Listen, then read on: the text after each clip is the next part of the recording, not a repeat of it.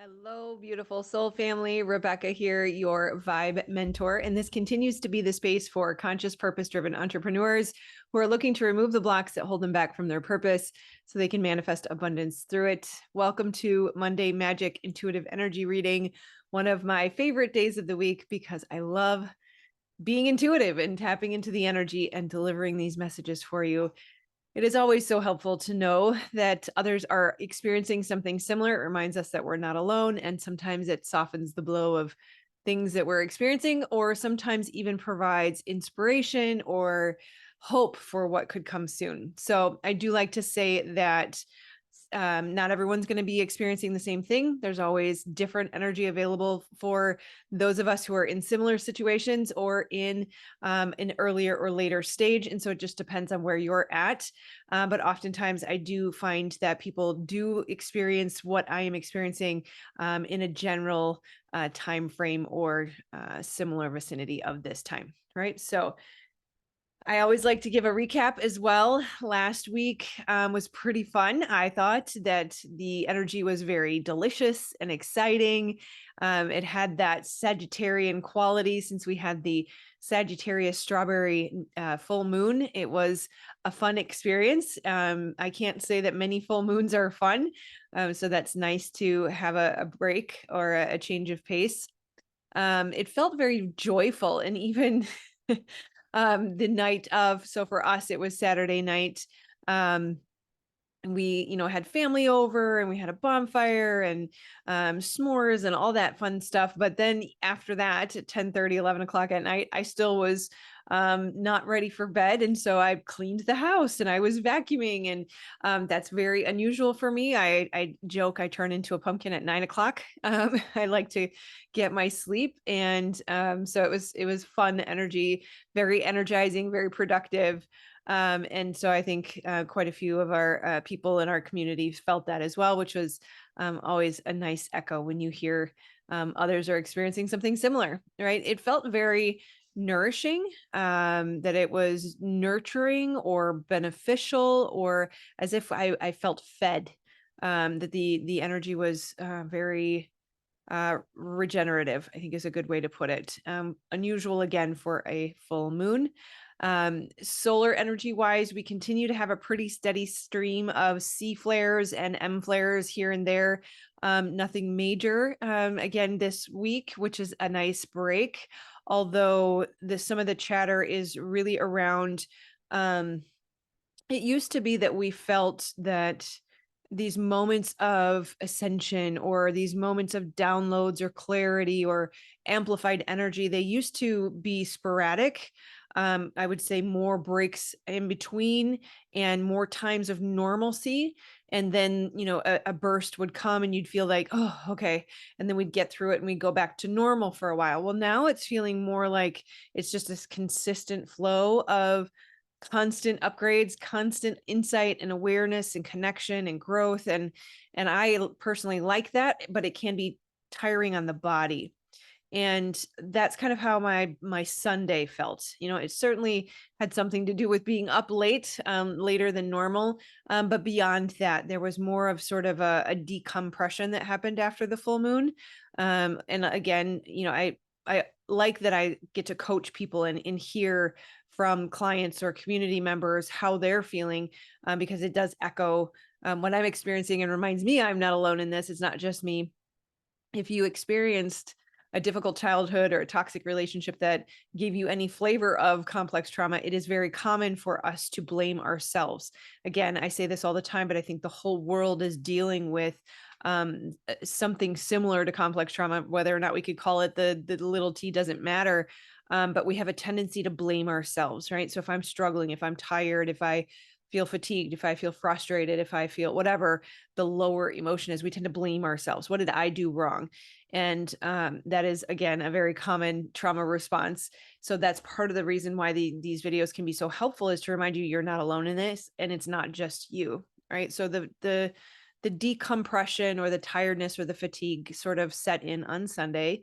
And then this morning, I'm feeling much better, not quite as fatigued, but there is a sense of urgency. There's a sense of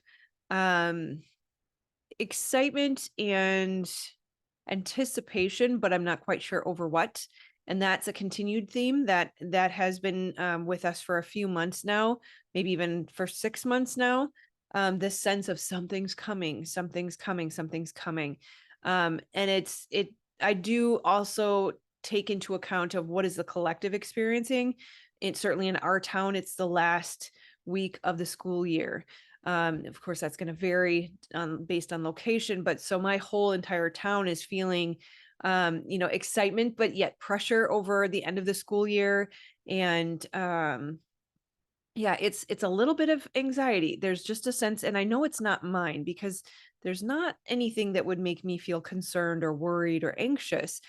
So it's a very powerful thing when many people are feeling something.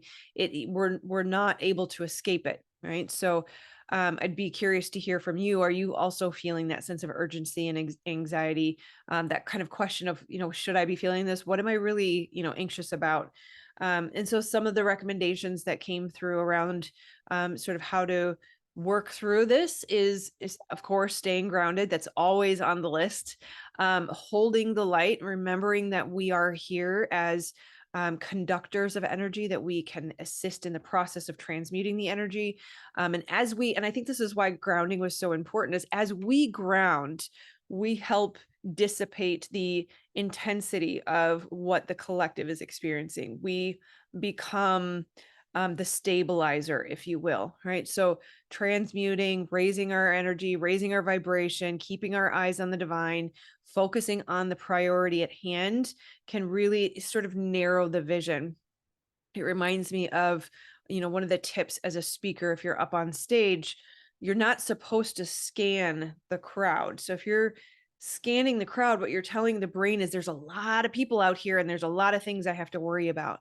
When they say pick one person to talk to, what that does is it narrows the focus of the brain and it says, all I got to do is talk to this one person.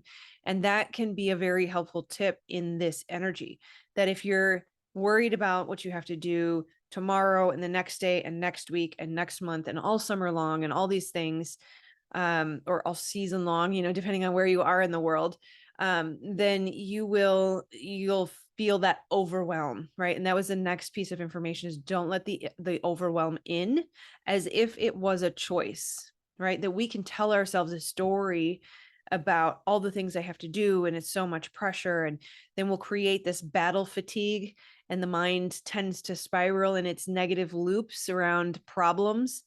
And so when we stay focused on the priority, one thing on, on the deck right now. So, right, as an example for me, I shouldn't be thinking about the 5 things I have to do after. I should be thinking about this. I should be thinking about the energy, this video, talking to you, and being present in this energy, right? So presence is another way of saying focus on the priority, right?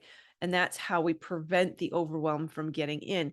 We have to remember the mind is a tool for us to use. We are not to be used by our mind, right? So we want to keep the mind under control and just stay focused on the next right step and not try to solve for the entire journey, because that's when the anxiety kicks in. That's when the nervous system says, this is too much to handle, right? And then the stress hormones are released, and then we're vibrating at a lower frequency and we're attracting things, right?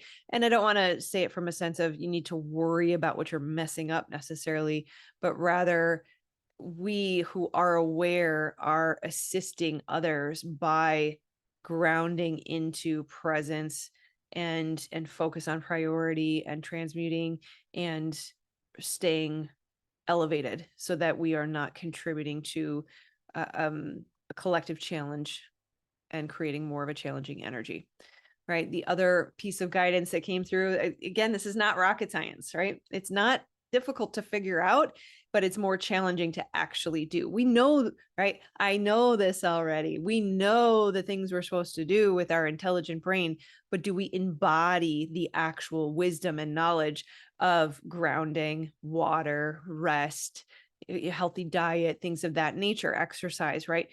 Create the pie of your life and recognize I need, catch myself on the math here. I don't know how many things I have, but if we went with tens, right? I need 10% connection with people. I need 10% exercise. I need 10% sleep. I need 10% diet. I need 10% water, right? Are you Do you know what your checklist is? What are the things that you need? Are you meeting those needs? Do you have a balanced pie?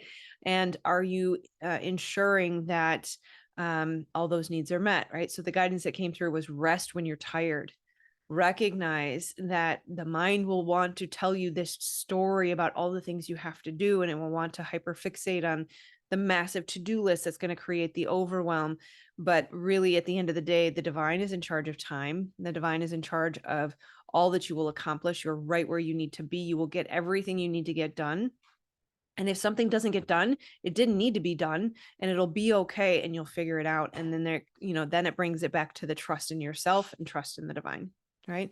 So really just kind of watch what potentially could happen in this elevated energy and remain in charge of your life.